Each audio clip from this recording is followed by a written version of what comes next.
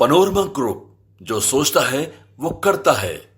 नमस्कार, आप देख रहे हैं न्यूज़ फॉर नेशन। मैं रंजीत कुमार। आस्था का महान पर्व छठ है। आज चौथे दिन उगते हुए सूरज को अर्घ्य दिया जाता है। इसी कड़ी में मेरे साथ दीघा के विधायक संजीव चौरसिया मौजूद है। छठ को लेकर घाटों पर अपने श्रद्धालुओं के साथ यह सभी को निरीक्षण करते हुए, सर आप घाट पर सर सुबह सुबह पहुंच चुके हैं, कारण क्या है? छठ के लेकर क्या संदेश से क्या होंगे?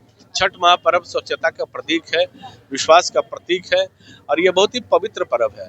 आज उगते सूरज के साथ साथ डूबते सूरज को भी अगर कोई करने का काम, आराधना पूजा करने का काम करता है तो बिहार के लोग करते हैं।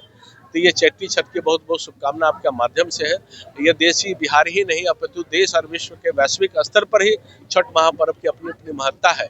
और स्वाभाविक रूप से इस पवित्र महापर्व में नौजवान से लेकर महिलाएं, बहनें, सभी लोग बुजुर्ग सहभागी से काम करते हैं। और जो ऊर्जा का स्रोत, जो भक्ति का केंद्र भगवान भास्कर, भगवान सूर्य हैं, उनकी ऊर्जा हम ग्रहण करने का काम करते हैं। इस छठ महापर्व में स्वर्ग समान लोग निकलकर अपने संस्कृति विरासत को तो संरक्षित भी करते हैं और इस पवित्र दिन को आत्मसात करते हुए एक स्वाभाविक रूप से सभी की सहभागिता और पवित्र गंगा नदी, जो एक बड़ा स्पैन विधानसभा में, मेरे विधानसभा में है, सरकार के पूरे व्यवस्था के साथ आप देख रहे हैं कि कितने अच्छी व्यवस्थाएं हैं और उसमें सुखद अनुभव के साथ आज मैं लोगों के बीच में अभिवादन भी करने आया हूँ और सब प्रकार की शुभकामना भी देने आया हूँ। सिर्फ छठ के लेकर बिहार ही, यूपी में नहीं, आप पूरा देश में मनाया जा रहा है। इसके लेकर जिस क्षेत्र में पड़ता है, इसके यहाँ घाटों का भी काफी घाट भी पड़ता है। कहा जाता है कि छठ को लेकर क्या तैयारियां कितने दिन से आप अपने क्षेत्र में सर कर रहे थे? लगातार बहनों से देख रहे हैं कि अलग अलग प्रकार के जो घाटों का लेकर और अलग अलग तालाबों में मैं सुबह सुबह 4 बजे भोर से ही घूम के बस आ रहा हूँ। अभी गंगा जी के तट पर आया हूँ। तो सरकार और नगर निगम के द्वारा पूरी प्रकार की जो व्यवस्थाएं दी गई है, स्वास्थ्य विभाग, बिजली विभाग, नगर निगम, आवास, तो सब प्रकार से व्यवस्था का समन्वय भाव आप देख रहे हैं। तो स्वाभाविक रूप से सभी प्रकार के जो छठ में लगे हुए अपने कार्यकर्ता भी है, उन सबको भी बधाई देना चाहते हैं और जनता भी पूरे नियंत्रण भाव से और नियंत्रण से प्रशासन को भी आप देख रहे हैं। तो स्वाभाविक रूप से इस व्यवस्था के लिए बहुत बहुत बधाई और शुभकामना है। सर, कहा जाता है कि ये छठ के लिए खास महत्व क्या है? एक एक नियम का पालन किया जाता है, आपसे अच्छे से कोई बता नहीं सकता। काफी दिन से विधायक है, इस चित्र में काफी लोग आपसे जुड़े हुए हैं, इसलिए मैंने कहा कि छठ महापर्व में जो इतने प्रकार की विधा होती है और बहुत ही, और चैती छठ तो अपने आप में बहुत ही कठिनाई पूर्वक है। जिस प्रकार से निर्जला रहने से लेकर जो विधि विधान है छठ को सब पालन करते हैं।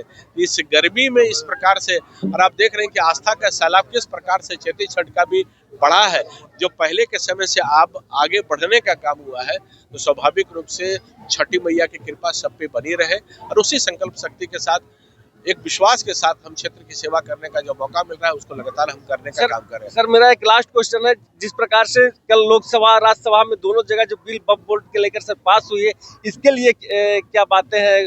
क्या बीजेपी एनडीए एकजुट है या नहीं? पूरी तरह से एकजुट है। स्वाभाविक रूप से वक्फ बोर्ड के जो बिल अधिनियम जो पारित हुआ है, वो उसके लिए शुभकामना भी माननीय प्रधानमंत्री, माननीय गृह मंत्री जी को देना चाहेंगे कि, और वक्फ बोर्ड की जो समस्याएं मेरे क्षेत्र में भी है वो स्वाभाविक रूप से दिखाई देती है कि भाई 10 नंबर तालाब से लेकर बहुत सारे ऐसे विषय है, तो उसका लाभ मिलेगा। और विपक्ष के लोगों ने भटकाने का काम किया वक्फ के माध्यम से। वक्फ इतना पवित्र चीज अपने आप में रहा है, तो गरीब गुरबा और जो वंचित समाज मुस्लिम समुदाय में है उनको इससे लाभ मिलेगा। भटकाने का काम जो विपक्ष ने किया है, उनकी पोल खुल गई है और सरकार ने इस माध्यम से बहुत सारी योजनाओं का लाभ उन गरीबों मुसलमानों को मिलेगा। इस बिल पारित होने के बाद जो होगा, स्वाभाविक रूप से इसकी अच्छाई बाद में दिखाई देगी। सर, इसका ये भ्रम लोग फैलाया जा रहा है कि उनकी मस्जिद छीनी जाएगी, उनकी कर्मगाह की जमीन छीनी जाएगी, क्या सच्चाई है? वही मैंने बताया कि वक्फ के बारे में समझना चाहिए कि वक्फ जो दान देने का काम लोगों के द्वारा होता है समाज के अंतर्गत, मुस्लिम समाज में, तो वो नीचे तक उसकी देने की जो है बात है, जो उसको आमदनी होगा वो नीचे तक देने का काम है। तो लोगों ने अलग अलग प्रकार के मस्जिदों को लेकर और कब्रिस्तानों को जिस प्रकार से वक्फ के बोर्डों ने किराया लगाने का काम किया है, तो समाज इस बात को देख रही है कि केवल गलत फहमी फैलाकर वो जो नियंत्रण की जो बात कर रहे हैं, जबकि इसमें कोई सच्चाई नहीं है। तो वक्फ बोर्ड उन मुस्लिम समाज के महिलाओं के लिए जो वंचित है, जो गरीब है, उन लोगों के अच्छाई के लिए है और उसका लाभ आने वाला समय में आपको दिखाई देगा। मेरे साथ दीघा के विधायक संजीव चौरसिया थे। उन्होंने कहा कि आने वाला जो समय है, इसमें काफी लोगों को जो वक्फ बोर्ड के लिए जो जमीन है और जो उनसे जुड़ी हुई कड़ियां है, ये दिखाने वाले। आप देखते रहिए न्यूज़ फॉर नेशन। तब तक के लिए नमस्कार।